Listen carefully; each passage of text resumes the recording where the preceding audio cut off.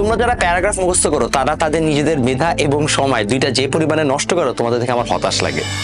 আমি ক্লাস 8 এর পরে কোথাও ইংলিশ পড়ি নাই, আমি জাস্ট মডেল টেস্ট দিছি। বাংলাদেশে প্রবাবলি 95% মানুষ ইংরেজি শিখে ভুল সিস্টেমে।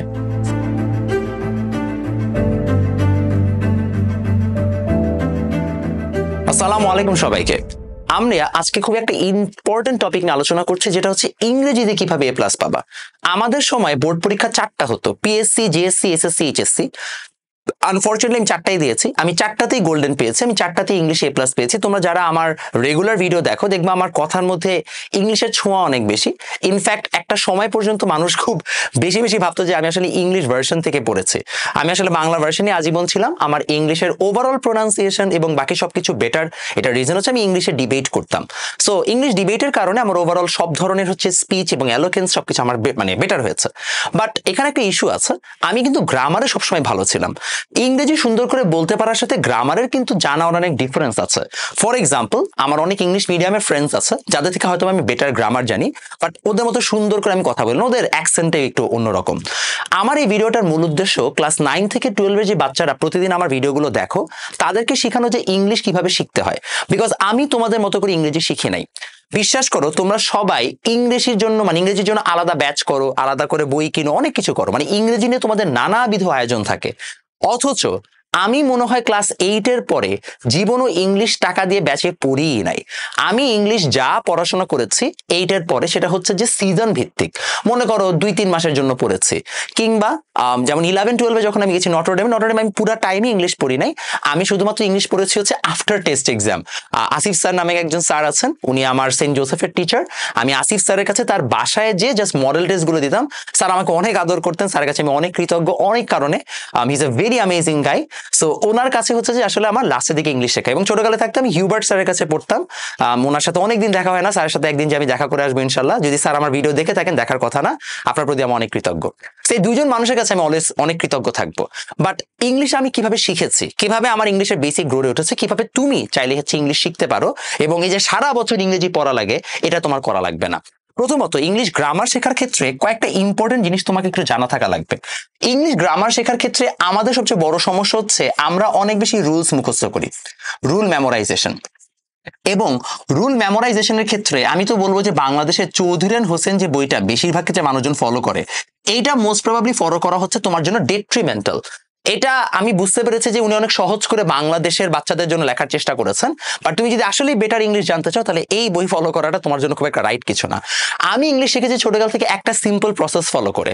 সেটা হচ্ছে যে আমাদেরকে যখন আমি হিউবার্ট স্যারের কাছে পড়তাম, ক্লাস 3 থেকে হচ্ছে যে আমাদের সেন্ট জোসেফ ইংলিশ পড়া শুরু, উনি না আমাদেরকে প্রচুর প্র্যাকটিস করাইতেন।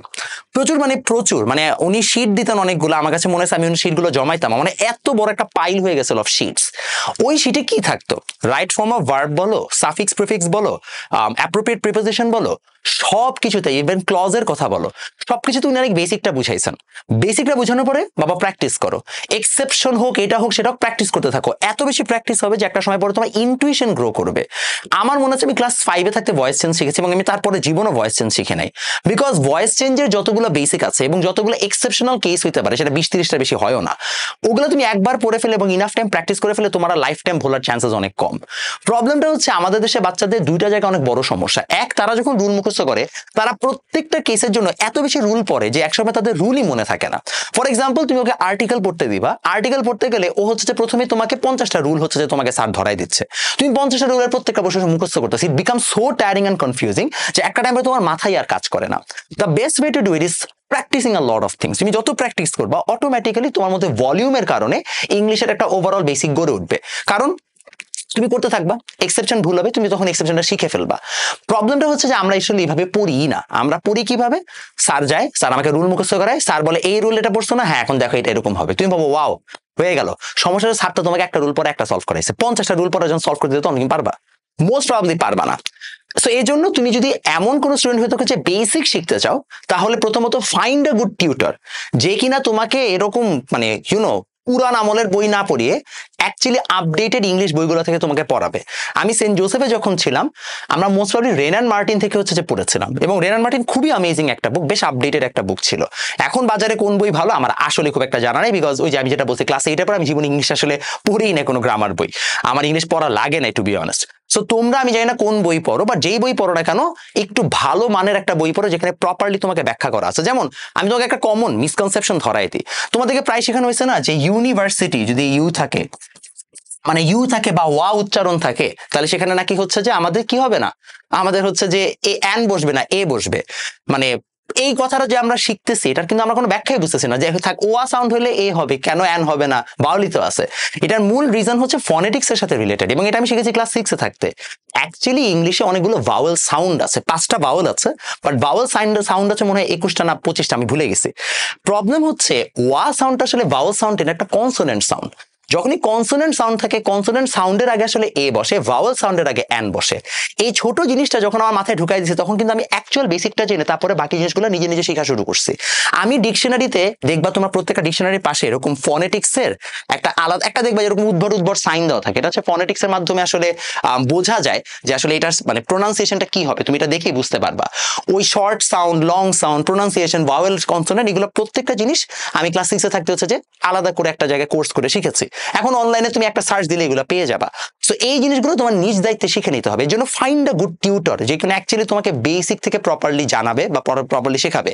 আনফর্চুনেটলি আমি এটা বলতে খুবই বাধ্য হচ্ছি, বাংলাদেশে আমি যাদেরকে দেখি ইংলিশ পড়াইতে, এদের মধ্যে একটা বড় সংখ্যক মানুষ আসলে প্রপার ইংলিশটা পড়াই না। So find a better tutor, এটা তোমার জন্য প্রথম মানে ফার্স্ট এন্ড ফরমোস্ট আছে if you want to do good in English. Number 2, তুমি যদি ইংলিশে আরেকটা জিনিস ভালো করতে চাও, সেটা হচ্ছে যে অ্যাকচুয়ালি একটা জিনিস মাথায় রাখবা, ইংলিশে বোর্ড এক্সামে বেশি মার্কস পাওয়া, বোর্ড এক্সামে মার্কস এবং অ্যাকচুয়াল ইংলিশ শেখা, এই দুইটার মধ্যে খুব একটা সম্পর্ক নাই। এই দুইটা আসলে কমপ্লিটলি সেপারেট। লার্নিং এবং হচ্ছে বোর্ড মার্কস পাওয়া অ্যাবসলিউটলি সেপারেট। কেন তোমাকে একটা জিনিস বুঝাই, আমার একটা ফ্রেন্ড ছিল, ও ইংলিশে আমার কাছে আমার মনে আছে এসএসসি থাকতে এ প্লাস পায় নাই। আমার এই গল্পটা পার্টিকুলারলি মনে আছে বিকজ ওই ফ্রেন্ডের আম্মু বা আন্টি যখন যেদিন আমাদের এসএসসি রেজাল্ট দিছে, তো হচ্ছে যে গোল্ডেন পায় নাই, ইংলিশে এ প্লাস মিস করছে, এটা শুনে সে মানে কি বলে এটাকে মাথা ঘুরে পড়ে গেছিল। এই জন্য আমার গল্পটা মনে আছে। ওই ছেলে পরবর্তীতে আইবিএ তে পড়ছে এবং ওই ছেলের ইংলিশ চমৎকার, ঠিক আছে, মানে অ্যামেজিং ইংলিশ বলে। প্রবলেম হচ্ছে যে ওই ছেলে কিন্তু বোর্ডে এ প্লাস পায় নাই। বোর্ডে আমাদের যে কোয়েশ্চেন করে ইংলিশে, এটার কোনো স্ট্যান্ডার্ডই হয় না, it's not even up to the mark, এটা কোনো জাতের প্রশ্নই না। সো বোর্ডে এক্সাম ভালো করার সাথে ইংলিশ শেখার সম্পর্ক নাই। তুমি যদি বোর্ডে ভালো করতে চাও, তাহলে তোমার লার্নিং সিস্টেমটা হবে ভাইয়া, তুমি সুন্দর মতো প্রিভিয়াস ইয়ারের বোর্ড কোয়েশ্চেনগুলো কালেক্ট করবা, নবদূত লেকচার টাইপের যে সকল গাইড এখন বাজারে প্রচলিত, ওই গাইডটা থেকে তুমি ধুমাই হচ্ছে যে খালি বোর্ড কোয়েশ্চেনগুলো সলভ করে ফেলবা। সলভ করলে ভাই কমন, এখানে ফর এক্সাম্পল রিয়ারেঞ্জ আসে আমাদের, তাই না? রিয়ারেঞ্জে আদৌ কিছু বুঝার আছে? আদৌ কোনো ইংরেজি শেখা হয়? তুমি একটা গল্প জানলে তুমি রিয়ারেঞ্জ মিলাইতে পারবা। এটা তো মুখস্থ বিদ্যা, এটা তো আসলে কোনো লার্নিং নাই, জায়গায় কোনো শিক্ষা টিক্ষা নাই, জাস্ট হচ্ছে মুখস্থ বিদ্যার কাজ কাম হচ্ছে এই জায়গায়। সো বোর্ড এক্সামে তুমি যদি মার্কস তুলতে চাও, তাহলে তোমাকে রিয়ারেঞ্জের ক্ষেত্রে অবশ্যই রিয়ারেঞ্জ টাইপের বা even right form of verbs টাইপের যে জিনিসগুলো আছে, ওগুলো আসলে মোর অ্যাবাউট মেমোরাইজিং। সো তুমি যতগুলো সলভ করবে ততই তোমার জন্য ইজি হয়ে যাবে। এটার সাথে লার্নিংটাকে মিলাবা না, দ্যাটস আ সেপারেট থিং। আমি এক্স্যাক্টলি তাই করেছি। আমার লার্নিংটা ক্লাস 8 এ শেষ হয়েছে। বোর্ড এক্সামের প্রিপারেশন আমি এসএসসির আগে 3 মাস নিয়েছি, এইচএস এর আগে 3 মাস নিয়েছি, আমার ডান। আমার কিন্তু ইংরেজি নিয়ে আল্লাহর রহমতে প্রবলেম হয় নাই। তারপরে আসেন নাম্বার 3, প্যারাগ্রাফ বা হচ্ছে লেটার, এই টাইপের জিনিসগুলোতে মার্কস কিভাবে তুলবা। মাথায় রাখবা, প্যারাগ্রাফ, লেটার, এই টাইপের জিনিসগুলোতে মেজরিটি মার্কস ক্যারি করে হচ্ছে স্ট্রাকচার অফ রাইটিং।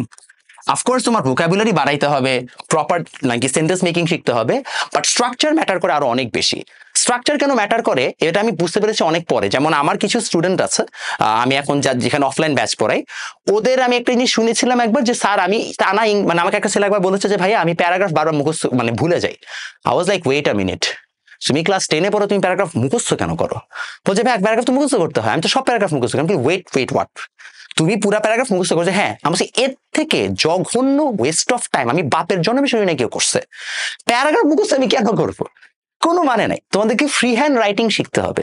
তোমার কাজ হচ্ছে প্যারাগ্রাফকে যদি পড়তে চাও, তাহলে এই মেথডটা ফলো করতে হবে। এটা আমি করতাম। যে কোনো প্যারাগ্রাফের আসলে কয়েকটা ক্যাটাগরি আছে। আমরা এই জিনিসটা শিখেছিলাম যখন আমি বুয়েটে, মানে আমাদের একটা ইংলিশের কোর্স ছিল, ওই জায়গায় শিখেছি। অনেস্টলি তার আগে আমি জানতাম মনে এরকম প্যারাগ্রাফে অনেক ধরনের জিনিস থাকে, আর্গুমেন্টেটিভ, কম্প্যারেটিভ, ঠিক আছে, তারপরে হচ্ছে যে তোমার স্টোরি টেলিং। সো এক একটা প্যারাগ্রাফের এক একটা স্ট্রাকচার থাকে, এগুলা তোমাদের হয়তো বা তোমাদের টিচার শিখাবে। তো আগে স্ট্রাকচারটা জানবা যে কিভাবে লিখতে হয়। এটার জন্য just how to write a paragraph লিখে সার্চ দিলে প্রপারলি অনেক ধরনের তুমি প্যারাগ্রাফ স্টাইল পেয়ে যাবা। বাংলাদেশের কোনো প্যারাগ্রাফ বই মানে দেখতে যাও না, ওগুলো কোনো জাতের প্যারাগ্রাফ না।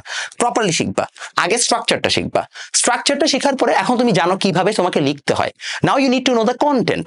কন্টেন্ট ক্রিয়ার ক্ষেত্রে তুমি মূলত 10টা পয়েন্ট আকারে কন্টেন্ট মাথায় রাখবা। যেমন তোমাকে যদি বলে মনে করো প্যারাগ্রাফ লিখতে যে এইম ইন লাইফ, তো এইম ইন লাইফ প্যারাগ্রাফে তোমার আসলে কি কি লাগবে কন্টেন্টে? এক, তোমার প্রফেশন, রিজন মানে পিছনে ব্যাকগ্রাউন্ড রিজনিং যে কেন তুমি এটা করতে চাও, দেন দ্য জার্নি তুমি কিভাবে এই জিনিসটা অ্যাচিভ করবা, ব্যাকআপ প্ল্যান যদি তুমি এটা না পারো তাহলে তুমি কি করবা, নাম্বার 5 তুমি যে জিনিসটা করবা তারপরে তুমি কিভাবে মানব সেবায় এটাকে ইউজ করবা। তুমি সবাই তো ডক্টরে লিখবা, যে ডক্টর লিখে তাহলে তুমি কিভাবে মানব সেবা করবা, কোন কোন জায়গায় তুমি হচ্ছে যে তোমার এই সার্ভিসটা দিবা, তুমি কিসের স্পেশালিস্ট হইতে চাও, স্পেসিফিকেশনস, এরকম করে তুমি 10টা পয়েন্ট জাস্ট মাথায় রাখবা, দেন তুমি সুন্দর মতো ফ্রি হ্যান্ড এখানে লিখে দিবা। কেন তুমি বসে সারা রাত মুখস্থ করবা? মাথায় সমস্যা কি? মানে পাগল কি কারণে করবা? কোনো মেক সেন্স করে না। সো এই জন্য প্যারাগ্রাফ মতো জিনিসগুলোর ক্ষেত্রে বা লেটারের ক্ষেত্রে স্ট্রাকচার হচ্ছে যে মেইন ইম্পর্টেন্ট। স্ট্রাকচারটা শিখবা, দেন তুমি কন্টেন্ট গুলোকে এরকম পয়েন্ট আকারে মুখস্থ করে নিজে ফ্রি হ্যান্ড প্র্যাকটিস করবা। সমস্যা হচ্ছে আমরা তো প্র্যাকটিস করি না, তোমাদেরকে প্র্যাকটিস শিখতে হবে। এখন তুমি বলতে পারো ভাই আপনি কিভাবে করছেন? এখানে আমি আমার স্কুলকে অনেক বেশি ক্রেডিট দিব, বিকজ আমার স্কুল আমাকে ছোটকাল থেকে ফ্রি হ্যান্ড রাইটিং শিখাইছে। কিভাবে শিখাইছে আমি এটার একটা এক্সাম্পল দিই। আমাদের যখন আমি ক্লাস 7-এ পড়ি মোস্ট প্রবলি, তখন শামস স্যার নামে একজন স্যার আসছিলেন। উনি পরে নটরডেম ইউনিভার্সিটির হচ্ছে প্রফেসর ছিলেন। The guy is like very cool guy. তো উনি আসছেন, আসার পরে হচ্ছে যে একটা কাজ করছেন এবং আমাদেরকে সবসময় স্কুলে আসার অনেক ইনোভেটিভ প্যারাগ্রাফ লিখতে দিত, বাট ওনারটা আরো মানে এক্সট্রা লেভেলে চলে গেছে। উনি প্যারাগ্রাফ লেখার ক্ষেত্রে বলছে তোমাদের কোনো সিলেবাস নাই। আমি বলছি স্যার আমরা পরীক্ষা কিভাবে দিব? বলছে যে তোমাদেরকে আমি একটা টপিক দেবো, তোমাদের লিখতে হবে। সো উনি তখন হচ্ছে ইবোলা ভাইরাস অনেক বেশি ছড়াইছে। ইবোলা ভাইরাস তো যদি ছড়ায় মনে করো জুন মাসে, জুলাই মাসে যদি পরীক্ষা হয় তাহলে তো জুন থেকে জুলাইয়ের মধ্যে তার বইয়ের মধ্যে ইবোলা ভাইরাস ছাপাই দিবে না কেউ, তাই না? তো বইয়ের মধ্যে তো ইবোলা ভাইরাস নিয়ে প্যারাগ্রাফ নাই। তো আমাদেরকে উনি বলছেন ইবোলা ভাইরাসের কি যেন একটা ইম্প্যাক্ট নিয়ে একটা লিখতে, যেটা কিনা আসলে তোমাকে ক্রিয়েটিভ রাইটিং লিখতে হবে। সো আমরা কি করছি যে এই যে আমাদের ইবোলা ভাইরাস নিয়ে আসতে পারে এটা তো আমরা জানতাম না। সো আমরা কি করা শুরু করলাম, স্যারকে জিজ্ঞেস করলাম স্যার তাহলে আমি কিভাবে পড়বো? বলছে তোমাদেরকে আমি স্ট্রাকচার শিখাই দিচ্ছি, এখন তোমরা হচ্ছে কন্টেন্ট শিখো। তো আমরা কি করলাম, আমরা নিউজ পেপার পড়া শুরু করলাম, অন্যান্য জিনিসপত্র ঘাটা শুরু করলাম, যে রিসেন্ট অ্যাফেয়ার্সে কি কি হচ্ছে আমরা ওভারঅল আইডিয়া রাখলাম। দ্য মোমেন্ট ইবোলা ভাইরাস আসলো তখন কিন্তু আমরা ইবোলা ভাইরাসের উপরে ফ্রি হ্যান্ডে লিখলাম। তখন আমরা ক্লাস 7-এ পড়ি। আই এম প্রিটি শিওর তোমাদেরকে ক্লাস 7-এ যদি একটা আনকমন কিছু প্যারাগ্রাফ লিখতে দেওয়া হয় তোমার 2 লাইনে বেশি লিখতে পারবা না। বাট আমাদের ওই সময় আমরা লিখছি 3-4 পৃষ্ঠা টানা ভরে ভরে লিখছি এবং লিখে আমরা প্র্যাকটিস করছি। এই যে প্রেশারের মাধ্যমে প্র্যাকটিস একবার হয়ে গেছে, তারপরে কিন্তু আমরা জীবনে আটকাই নাই। তারপর আমরা ফ্রি হ্যান্ড রাইটিং যে কোনো জায়গায় ভালোভাবে লেখা শুরু করছি। এটা হচ্ছে প্র্যাকটিসের বিষয়। এখন আমার স্কুল প্র্যাকটিস মানে চাপ দিয়ে শিখেছে। তোমাকে যদি তোমার স্কুল চাপ দিয়ে না শেখায় তাহলে তুমি নিজে নিজে শিখো। তোমার স্কুল যদি না শেখায় তুমি নিজে প্র্যাকটিস করা শুরু করো। মেক এ কমিউনিটি যেখানে তুমি জিনিসগুলো শিখবা। লাগলে ইংলিশ শেখার জন্য আলাদা কমিউনিটি নিজেরা ক্রিয়েট করে শিখো, কোনো কমিউনিটির সাথে তুমি আলোচনা করো, ঘর কোনো হয়ে থাকো না। শিখতে হলে নিজে থেকে তুমি আগায় শিখো। বাট আনফরচুনেটলি তোমরা যে আশেপাশে কোচিং গুলো করো বা যেভাবে শিখো এটা কোনো শেখা হচ্ছে না, তোমার ইংরেজিতে তোমার কোনো উন্নতি হচ্ছে না। তুমি যদি 10 বছর পর্যন্ত ইংলিশে প্রতি মাসে 1500 টাকা দিয়ে শিখে তারপরে ইংলিশে 2টা কথা বলতে না পারো, তাহলে তোমার ইংরেজি কোনো শেখা হয় নাই। ফ্লুয়েন্টলি ইংলিশে কথা বলতে পারবা, ফ্লুয়েন্টলি কিছু একটা লিখতে দিলে লিখতে পারবা, স্পেলিং তোমার মিস্টেক কম হবে, ভোকাবুলারি এনরিচড হবে, তাহলে তোমার ইংরেজি শেখা হয়েছে। না তোমার শেখা হয় নাই, প্রতিদিন খামাকা গ্যাসো ওই রুল মুখস্থ করছো, টাকা দিছো, এটা ইংরেজি শেখা না। শিখতে হলে প্রপারলি শেখা শুরু করো। আই উইশ আমি তোমাকে প্রপার গাইডলাইন দিতে পারতাম। আনফরচুনেটলি যেহেতু হচ্ছে যে আমি এখন অনেকদিন ইংলিশের বাইরে, আমি তোমাকে একদম স্পেসিফিক গাইডলাইন দিতে পারতেছি না, যেটা কিনা আমি অন্যান্য সাবজেক্টে দিতে পারি, যে ভাই এখান থেকে পড়ো এখান থেকে পড়ো। আশা করি আমি তোমাদেরকে অ্যাটলিস্ট মানে ইন্সপিরেশনটা দিতে পারছি, এটা আমার মূল উদ্দেশ্য ছিল। নেক্সট আমি আরেকটু রিসার্চ করে একটা প্রপার হচ্ছে যে গাইডলাইন ভিডিও বানানোর চেষ্টা করবো। যদি তোমাদের মনে হয় যে ভাইয়া আপনি যদি দেন তাহলে ভালো হয়, তাহলে আমি অবশ্যই দেওয়ার চেষ্টা করবো। বাট আমি চাই যে তোমাদের মধ্যে এই জিনিসটা আগে সেট হোক, যে ভাইয়া প্যারাগ্রাফ মুখস্থ করার কিছু নাই, ইংলিশ শিখতে হবে, বোর্ড এক্সাম ভালো করার ইম্পর্টেন্ট না, এবং ভাইয়া কন্টেন্ট অন্য জায়গা থেকে পড়তে হবে, প্রচলিত কন্টেন্ট গুলো বাজারের ইনাফ না। এই জিনিসগুলো তুমি যদি জানতে পারো ভাইয়া তুমি এক ধাপ আগায় গেছো ইংরেজি শেখার ক্ষেত্রে। আশা করি ভিডিওটা তোমাদের অনেক কাজে লাগবে। দেখা হবে নেক্সট ভিডিওতে।